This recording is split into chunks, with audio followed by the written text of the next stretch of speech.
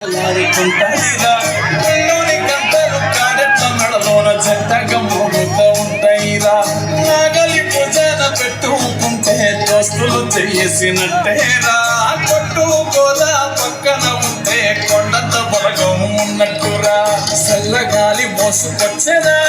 సేను శిలకల ముచ్చట్లు దారి పొడుగు చెట్ల కొమ్మలా లారుకున్న పూల సంపట్లు గట్టి మోపులు కాలువ కట్టులు చెమట సుక్కల్లో తడిసిన ఈ మట్టి గంధాల